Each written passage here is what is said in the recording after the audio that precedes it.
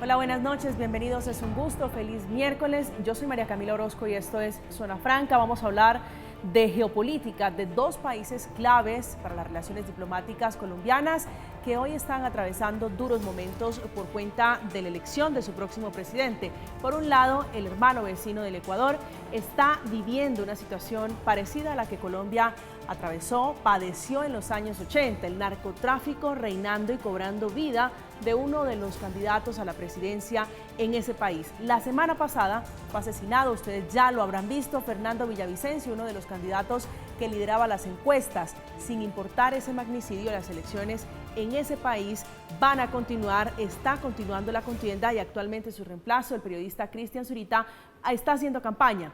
Eso sí, acompañado de un chaleco antibalas, ese que se negó a utilizar el señor Villavicencio. El 13 de abril de 2023, el asambleísta Fernando Villavicencio, entonces presidente de la Comisión de Fiscalización de la Asamblea Nacional, presentó a la Fiscalía una denuncia formal en contra de 5 asambleístas. La razón, un posible ataque contra su vida, bajo la modalidad de sicariato.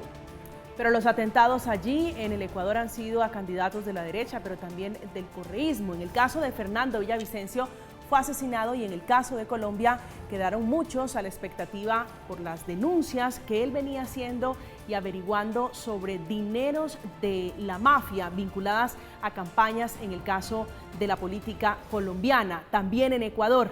Pero no solamente es el caso del Ecuador, es el caso también de Argentina. Hay un fenómeno en redes sociales, allí hay un personaje particular, Javier Milei, que es el hombre que concentra las miradas de muchos, que muchos están haciéndose preguntas alrededor si es él el hombre que va a hacer el reemplazo, a girar el péndulo de la izquierda de los Kirchner a la derecha, si es él el Trump gaucho. Ese es el tema de conversación esta noche, los dos fenómenos de la violencia y el otro fenómeno que es este señor Milei. Bienvenidos, aquí comienza Zona Franca.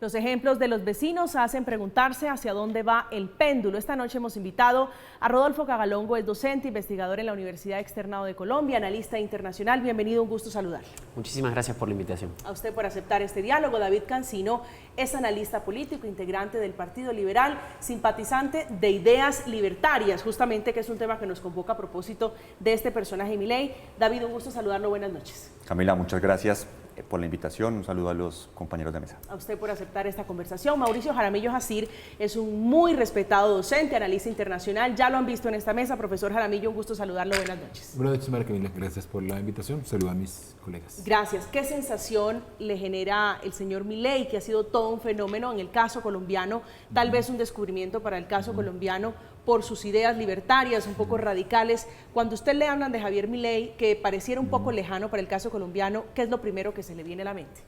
Bueno, yo creo que hay un discurso que es totalmente incompatible con la democracia y concretamente con el Estado de Derecho, es decir, es la puesta en práctica de una serie de ideas de la extrema derecha que básicamente se escudan en el discurso sobre el liberalismo, pero pues es buena parte de las propuestas que Milei deja sobre la mesa son absolutamente incompatibles. Por ejemplo, todo lo que tiene que ver con los derechos sexuales y reproductivos.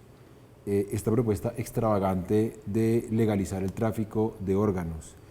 La idea de acabar con todos los ministerios, incluido el de educación, el que considera una máquina de adoctrinamiento.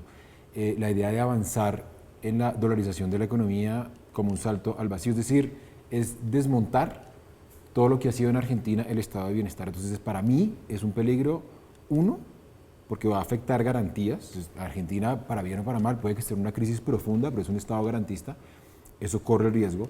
Dos, es un riesgo en términos económicos, hablar de dolarización, insisto, porque hay un problema de inflación que además es un viejo fantasma que ha ocurrido en Argentina. De hecho, en Colombia hace poco alguien también lo proponía, pero muy seguramente Argentina podría perder soberanía si termina concretándose un plan de esos. Y tres, lo más preocupante, creo que esto se puede empezar a reproducir en la región. Ya hemos tenido Trump, hemos tenido Jair Bolsonaro, hemos tenido Bukele, que aunque sean todos muy distintos, tienen un elemento en común y es ese discurso antiestablecimiento y esa idea de que hay una supuesta corrección política que hay que combatir en materia de derechos humanos.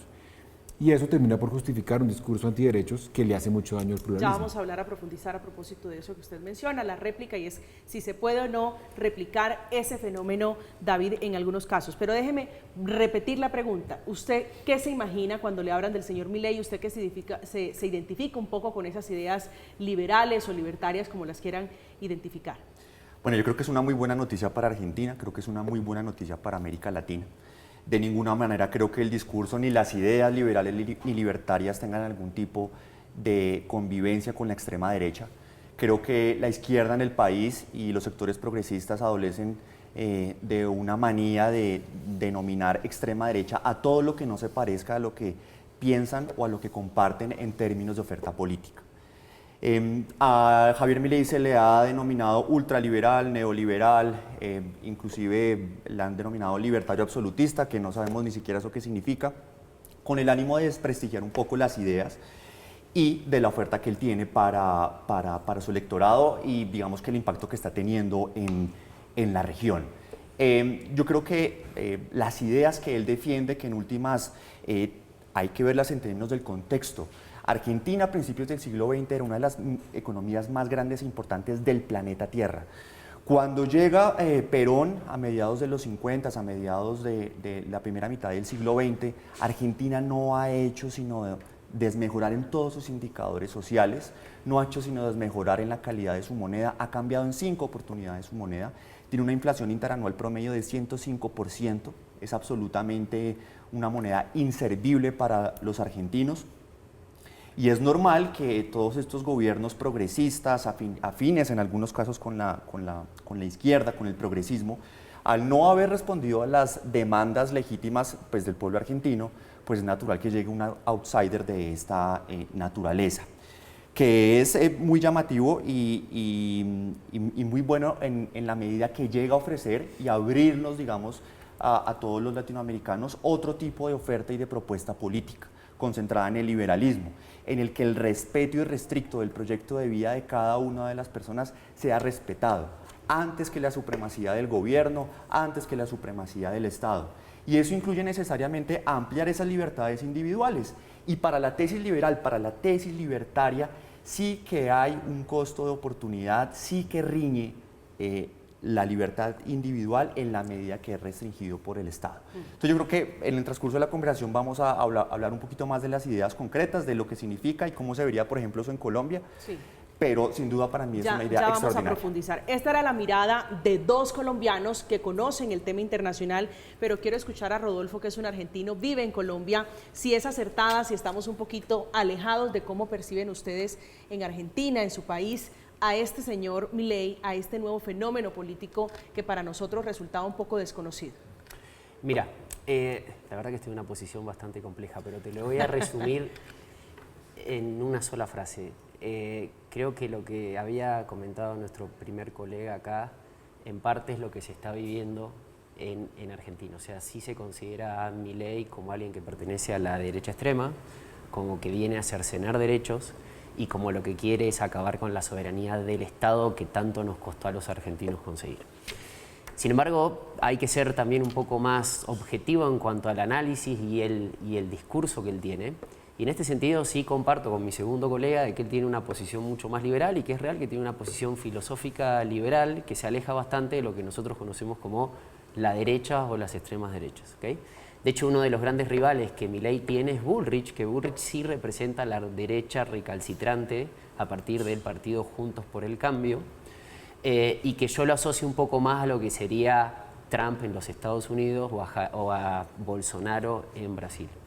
Entonces, las ideas que él plantea son ideas libertarias, o sea, él protege o intenta proteger el tema de la libertad individual, ¿okay? Y esto tiene que ver, primero, con el derecho a la vida, por eso es que él sostiene de que el aborto no debe ser, porque según la biología, y lo sostiene así... Pero eso no es liberal, prohibir el aborto no es liberal. No, pero lo que él dice exactamente, lo que él sostiene, primero, estoy en contra de eso, ¿okay? Simplemente trato de ponerlo en el eje de lo que él sostiene, ¿okay? Él dice que la concepción de la vida, la vida se da en la concepción, ¿ok? ¿Okay? Entonces, en ese sentido, cualquier intento de interrumpir esa concepción implica un atentado a la vida. Por esa razón es que él plantea, en este sentido, que no está de acuerdo con la ley de la interrupción voluntaria del embarazo. ¿Okay? En segundo, él dice que la propiedad privada es otro de los grandes elementos que hay que proteger. Por lo tanto, el Estado, ¿qué es lo que tiene que hacer? Garantizarle la propiedad privada a los individuos. Y por último, el libre mercado. O sea, que el libre mercado sea, en últimas, los que decidan cuáles tienen que ser los precios por un lado y los ingresos de los trabajadores por el otro. Entonces, en ese sentido, ¿qué es Milei? Milei es eso. Milei es un personaje que surgió hace por lo menos 2 años, 3 años, que no había ejercido un cargo público nunca, o sea, ahora es diputado nacional, que lo consiguió en las elecciones del 2022, y hoy en día se presenta como el candidato más viable para ser presidente en las elecciones de octubre de este año. Ahora, ¿cuál es la percepción en Argentina? Y la verdad es que es un susto terrible, hay un miedo, pero muy, muy profundo, porque como bien habían dicho, Argentina aún hoy conserva un estado de bienestar muy sólido y que permite mantener un cierto nivel de vida a un porcentaje de la población. Que por otro lado, particularmente desde el 2015 en adelante, Argentina viene arrastrando una crisis que lo único que hace es profundizarse. Y de ahí nace el éxito de las propuestas que tiene Milei.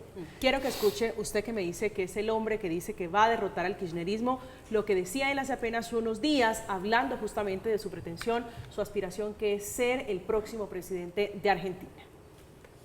Estamos frente al fin del modelo de la casta, ese modelo basado en esa atrocidad que dice que donde hay una necesidad nace un derecho, pero se olvida que ese derecho alguien lo tiene que pagar, cuya máxima expresión es esa aberración llamada la justicia social.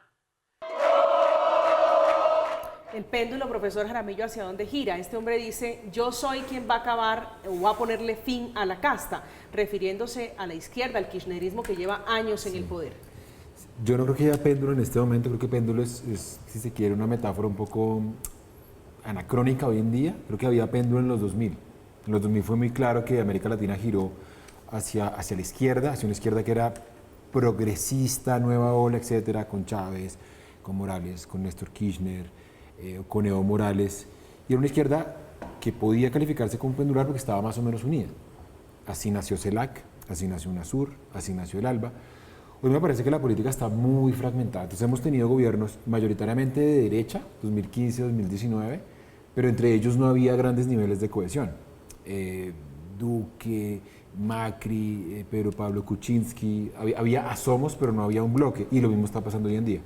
El hecho de que, eso es bien engañoso, el hecho de que haya un mayor número de gobiernos de izquierda hoy con Boric, con AMLO, con Xiomara Castro, bueno, todavía está Alberto Fernández, Petro, no quiere decir que haya un péndulo que haya girado hacia la izquierda. Eso quiere decir que hay más gobiernos progres, pero entre sí, la verdad, ni se entienden. Tal vez Brasil y Colombia es lo que más se parece, pero la relación entre Chile y Colombia hoy no se parece en nada a una alianza. Quiero decir algo muy breve, para contestar a Rodolfo. Yo pensaría que hoy izquierda y derecha en América Latina se diferencian sobre todo por la postura que tienen frente al Estado en la economía. La izquierda lo que ha dicho es, creo que en esto sí puede que coincidamos con David, la izquierda dice el Estado tiene que intervenir, porque el mercado no distribuye de manera efectiva los bienes. El mercado a ti no te va a dar ni vivienda, ni salud, ni educación, entonces el Estado tiene que meter la mano. Lo que dice la derecha, y lo que dice ahí los libertarios de derecha, que es una versión extrema, es entre menos mejor. Entre más al extremo, la derecha lo que dice es casi que el Estado desaparezca. Entonces, Bullrich y Rodríguez Larreta para mí son derecha-derecha, no son extrema-derecha, son un poco esa idea de, pues no hay que acabar con el Estado. Lo más extremista que hemos tenido en América Latina son esos casos que creo que es la primera vez que alguien plantea la posibilidad de reducir el Estado a su mínima expresión. Eso no había pasado con Macri, ni con Duque, ni con Piñera, ni con PPK, porque venían de una derecha más tecnócrata, más empresarial. ¿Eso quién lo rompe? Bolsonaro. Bolsonaro sí es una derecha que yo creo que incluso esta derecha empresarial seguramente vería con desconfianza. Entonces, para mí, Milei, aún siendo libertario y aún estando de acuerdo con Rodolfo en que, insisto, es una nueva derecha, es una derecha sobre todo por el valor que le da al mercado y esta idea de que el Estado no puede intervenir en la economía. David. Sí, en ese sentido hay varios puntos que rescató que enuncia Mauricio. El primero es que sin duda el punto de quiebre entre esa oferta política tiene que ver con el rol del Estado. Milei en sus discursos enuncia mucho el tema de la casta, que es una manera y es una expresión como él ha tratado de aglutinar todo lo referente a lo estatal. Inclusive en muchas ocasiones se ha enfrentado al mismo Macri y algún sector de Juntos por el Cambio. Con Patricia Bullrich él tiene una muy buena relación, lo ha dicho públicamente. Pero básicamente lo que él denuncia es que sin importar el color político, al menos en el caso Argentina, pero en el caso colombiano yo comparto esa misma sensación, los políticos han hecho del Estado un botín del cual no han hecho sino aprovecharse, del cual viven a partir de privilegios que creo que son profundamente injustos y que él considera que pues eso debe reformarse y eso se hace mediante la disminución de, entre otras cosas, del tamaño del Estado o la eliminación del Banco Central, entre otros. Yo no creo que eso sea necesariamente un discurso que se pueda encasillar exclusivamente en la derecha y creo que eso puede ser engañoso. Y quiero ser muy franco, por ejemplo, poniéndolo en el contexto nacional colombiano. Nosotros vemos que hay discursos como María Fernanda Cabal o como Polo Polo del Centro Democrático que se sienten muy afines al discurso de Milei. Pero, por ejemplo, el grupo empresarial que tiene los señores Lafubín y el Magdalena Medio, ¿cierto? Han vivido toda la vida de, por ejemplo, imposiciones arancelarias para evitar que llegue y entre competencia de la carne y que los colombianos comamos carne más cara. En ese caso no hay, digamos, que un real reconocimiento del rol del libre mercado. Es decir, que el discurso de Milei, inclusive en el contexto colombiano, tiene una fricción muy grande con el uribismo. Eso le iba a decir yo, pero aquí hay un sector grande. Esta semana en redes sociales se viralizó este señor Milei. ¿Por qué en Colombia les gusta a un sector de la política, un sector social, ese fenómeno Milei? Yo creo que la primera razón se sienten representados en el discurso antiizquierda, antiprogresista. Y es precisamente donde hay una confluencia con algunos discursos, con algunas propuestas, como la propuesta Provida, como por ejemplo las simpatías con Bolsonaro, con Trump, que no hay que olvidar que estamos en un momento electoral y que en ese sentido, pues digamos, las personas que votan no se ponen a hacer un ejercicio de filosofía política y de ubicar cada quien en que está ubicado, sino que sienten que es un mismo discurso en el cual se sienten representados, y eso pasa en Argentina. Yo difiero de esa apreciación del miedo. En Argentina votó realmente los sectores más excluidos por Javier Milei. Eso no significa que eso sea bueno necesariamente. Pero en Tierra del Fuego, en Patagonia, en casi lo que es la Antártida, claro, los argentinos salieron a votar por Javier Milei. En Buenos Aires, en Cava, en el distrito Cava, ganó Bullrich y compañía. Entonces los argentinos están hastiados de 70 años de izquierda, de progresismo, de ese estado de bienestar que está ahí, pero que en últimas no terminas, digamos que, cumpliendo con esas satisfacciones. Bueno, pero entonces yo creo que acá hay que... En la política colombiana, Rodolfo, ¿quién es el que más se aproxima a las ideas Milei? Pues Cabal, me imagino. Yo acabo de dar un argumento de cómo no. Sí. Yo creo que sí, Cabal sí se acerca. ¿Por qué María Fernanda Cabal, sobre todo en el tema de lo que es, sobre todo en el tema de lo que tiene que ver con el derecho a la vida, la defensa de la propiedad privada? Y claro, ¿cuál es el tema? El tema es que, claro, la familia Cabal logró tener recursos gracias al beneficio que le daba el Estado. Sin embargo, ella plantea unas políticas muy similares a las que está planteando. Absoluta. Claro, una contradicción. Pero eso no niega de que Milei también las tenga, las contradicciones. Por supuesto. ¿Ok? Entonces, si vamos a hablar de contradicciones, es indudable que cualquier político o persona va a tener unas contradicciones en función de los cargos que ejerce, de la filosofía que procesa y de lo que hace en la vida. Pero yendo a otros temas más, yo creo que hay una cosa que a mí siempre me sorprendió un montón, y es que siempre dicen que en Argentina existieron gobiernos de izquierda. Y no, nunca en Argentina, nunca en Argentina existió un gobierno de izquierda. Por favor, se los pido, tengamos mucho cuidado con eso. O sea, el peronismo es de todo menos de izquierda. ¿Ok? Profesa un capitalismo de Estado. Perón siempre fue muy claro. Perón lo único que hizo fue distribuir derechos. ¿Ok? Es más, si uno se da cuenta de los pocos partidos de izquierda que en Argentina existe, Izquierda Unida, por ejemplo, en Argentina es el único lugar donde no existe un partido comunista. Existe Izquierda Unida. Nunca jamás se adhirió al peronismo. Jamás. Porque dicen de que el peronismo justamente no es de izquierda. ¿Ok? El peronismo profesa en sí y en general políticas de centro, centro-derecha o de centro, a veces centro-izquierda, ¿ok? Pero siempre son del centro, que se van estirando hacia un lado o se van estirando hacia otro.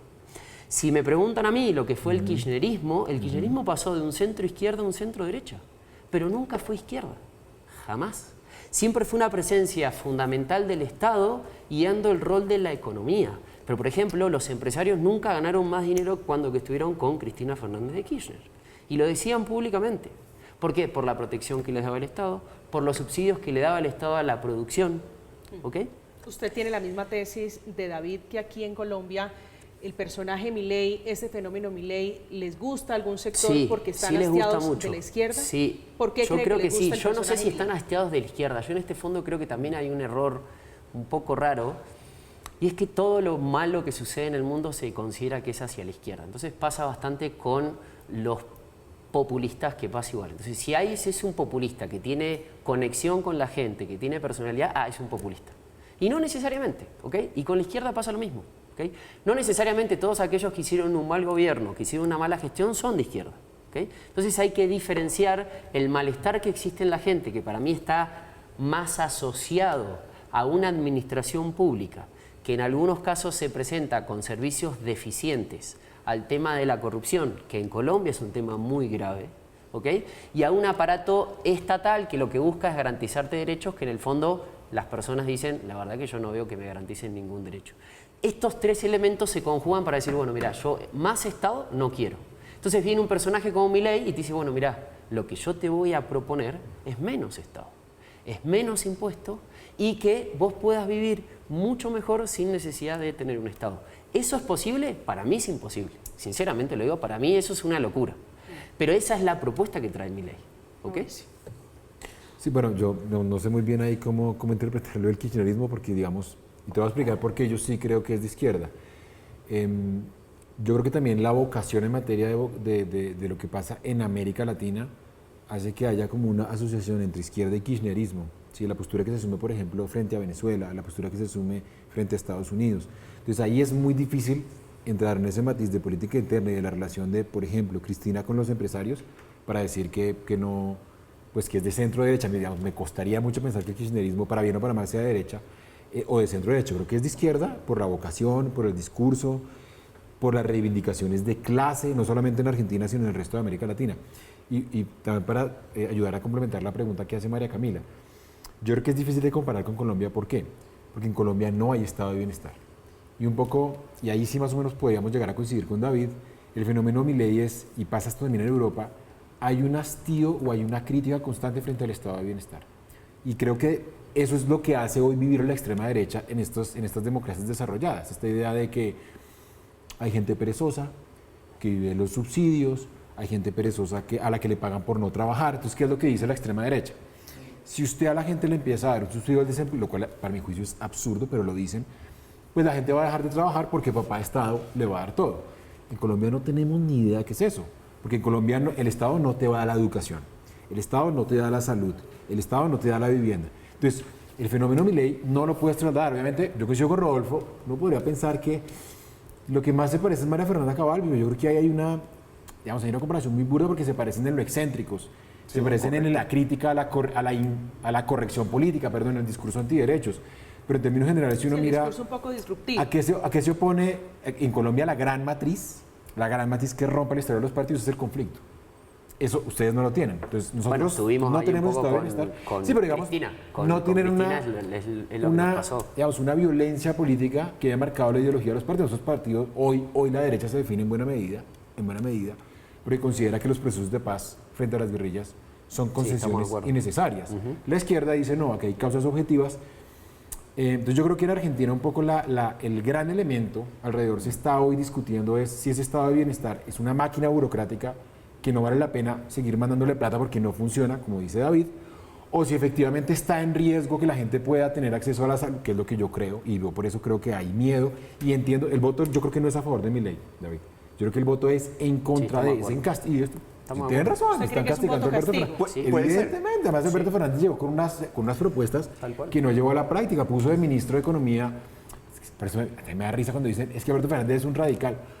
puso de ministro de Economía un tipo recontra tecnócrata, ahí sí de centro derecha, que lo primero que hizo fue, hay miedo en los mercados internacionales por la llegada de Alberto Fernández. Cuando se anuncia la victoria de Alberto Fernández en las PASO, de una Argentina la va a castigar el riesgo país.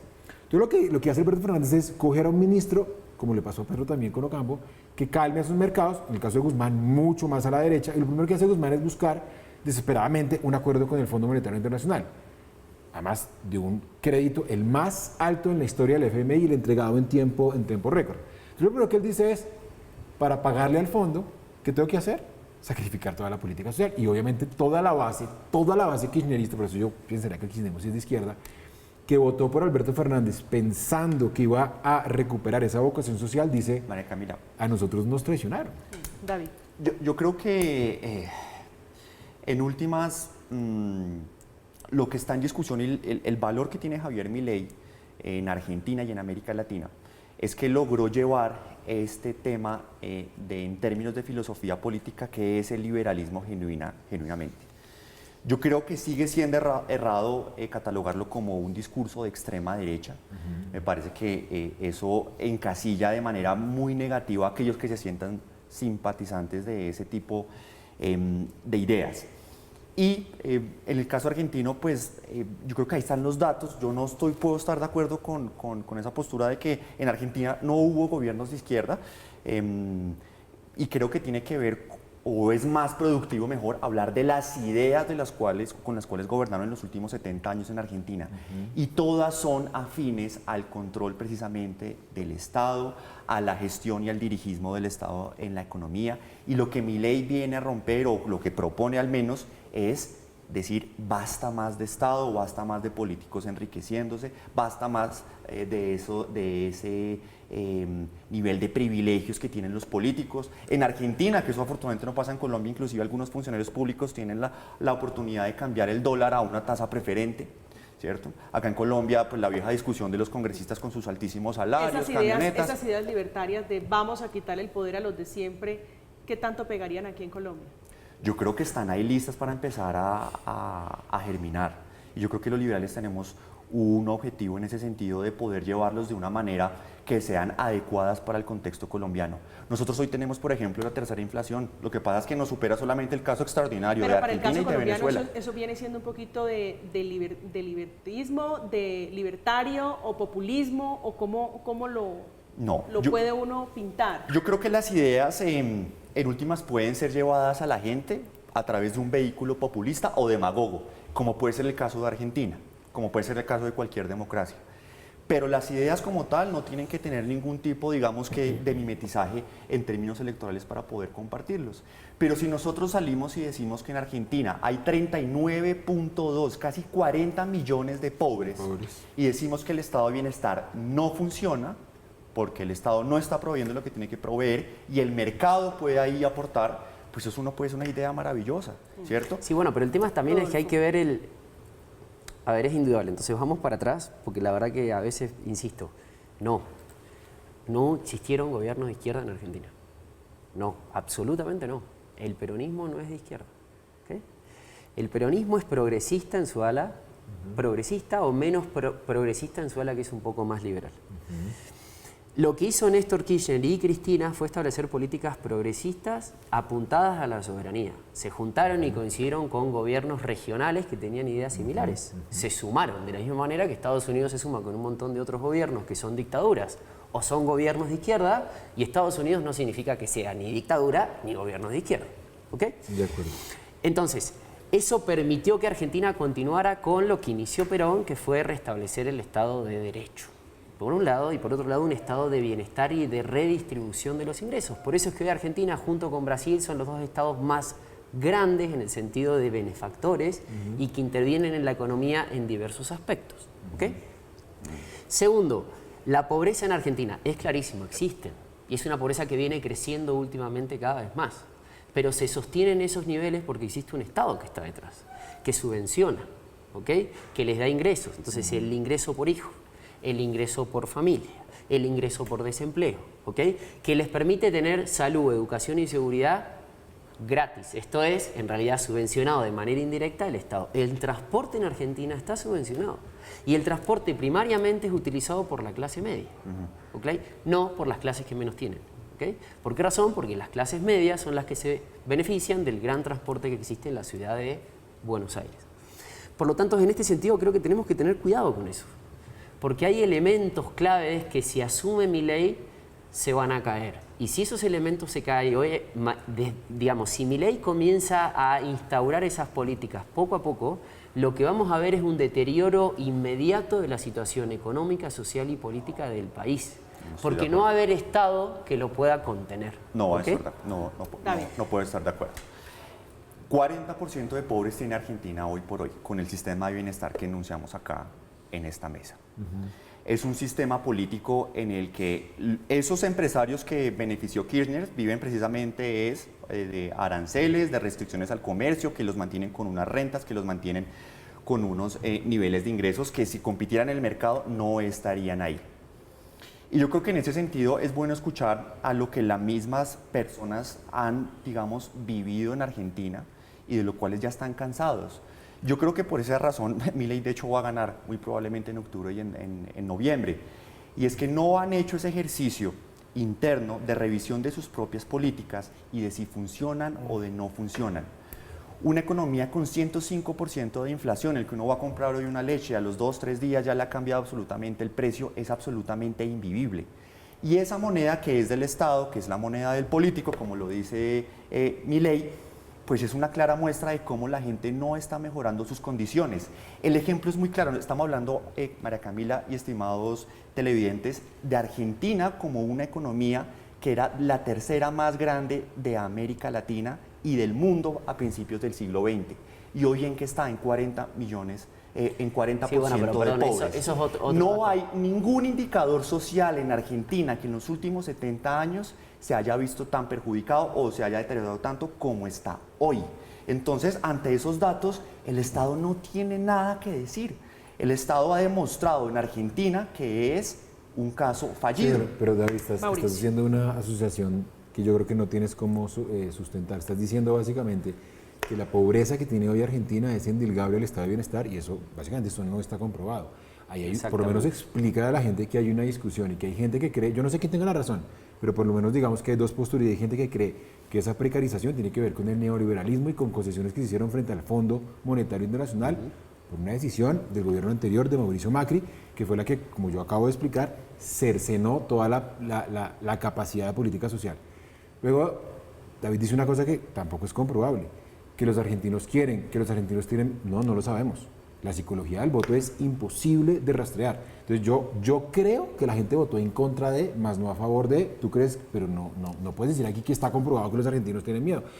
Es invivible que suban los precios, no, es invivible que la gente la maten por decir lo que piensa como en Colombia.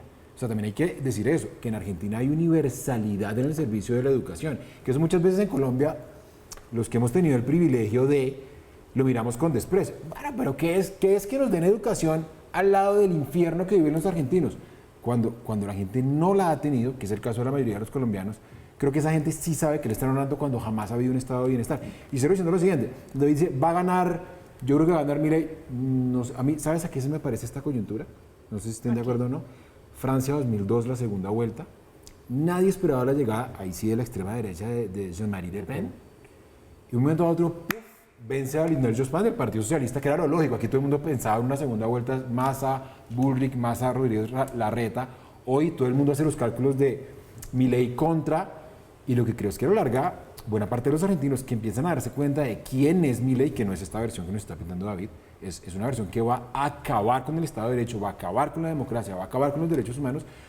La misma derecha, el establecimiento, Bullrich, Rodríguez Larreta, yo lo que creo es que responsablemente van a decir, no podemos darnos el lujo de un salto al vacío, es algo que los argentinos jamás nos van a perdonar.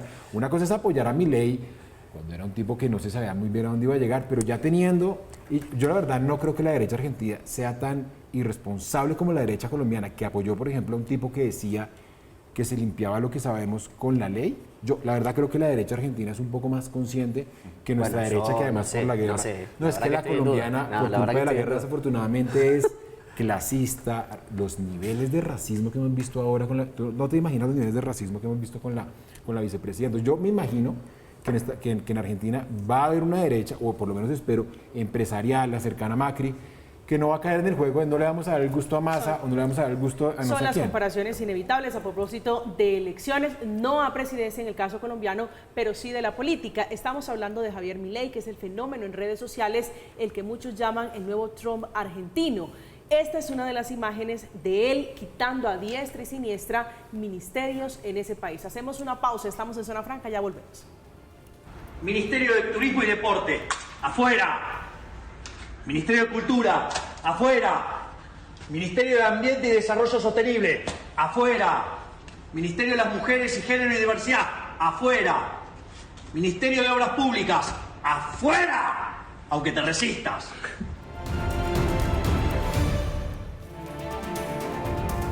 Estamos de regreso en Zona Franca hablando del vecindario. Ya hablamos de Argentina, ahora vamos a hablar de Ecuador a propósito del magnicidio del candidato presidencial Fernando Villavicencio, que está diciendo el expresidente de ese país, Rafael Correa, increíblemente, que es un complot de la extrema derecha ecuatoriana, dando a entender que servía más muerto que vivo. Increíblemente, estas fueron sus declaraciones.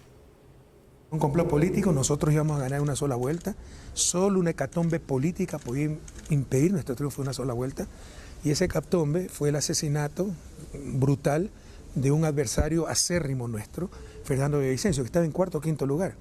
Entonces no le servía más muerto que vivo. ¿Cómo puede entender uno una aberración como esta, Rodolfo?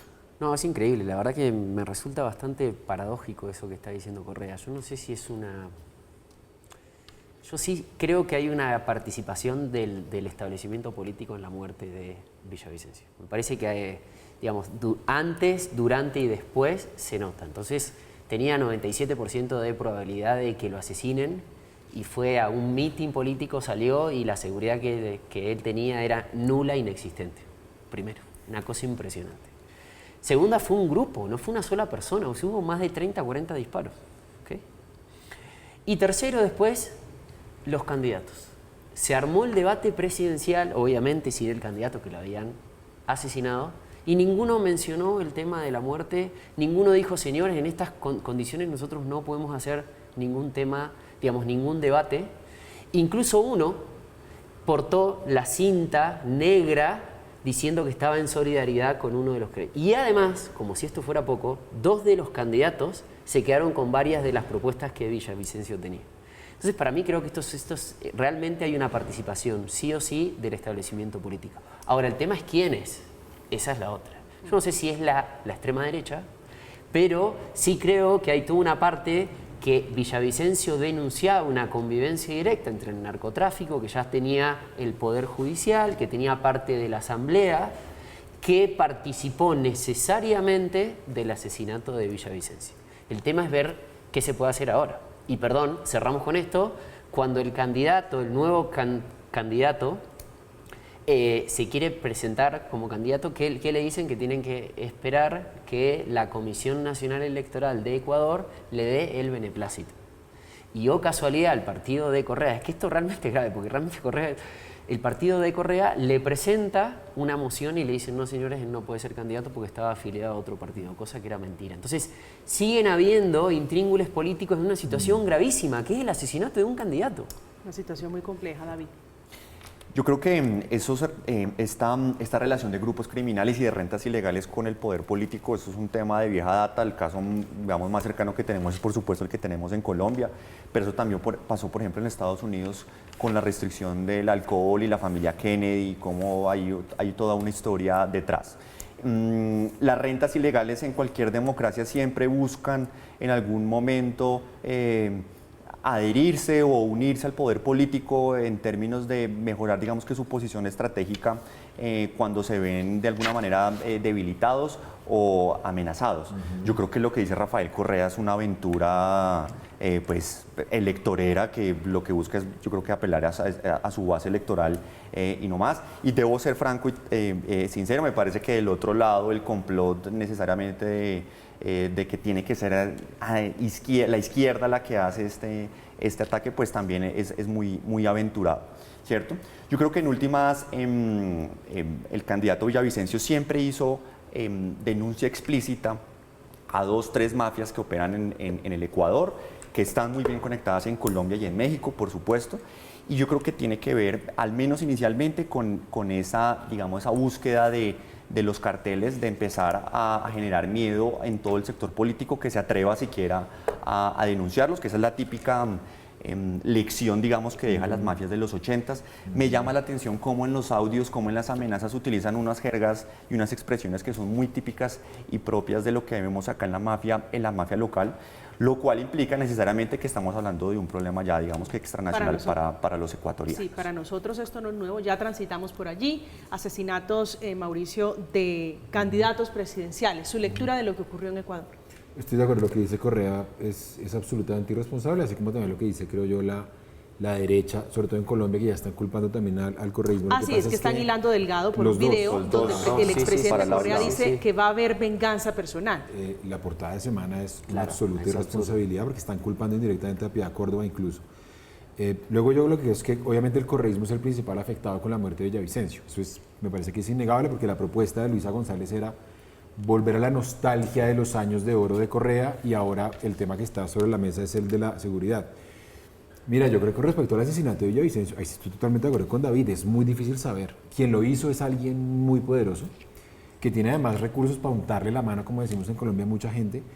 Rara vez en estos magnicidios se termina sabiendo qué fue lo que ocurrió. Pasó con Juvenal Moïse, dijimos, bueno, ya, tienen que dar con los responsables y todavía no sabemos exactamente qué fue lo que pasó con el presidente haitiano. Pasó en su momento con el premier libanés Rafik Hariri, nunca se supo, hubo una comisión internacional, se habló de Siria, pero en el fondo yo lo que creo es que nos vamos a demorar mucho, por eso yo no aventuraría hipótesis. Respecto a la comparación con Colombia, yo no creo.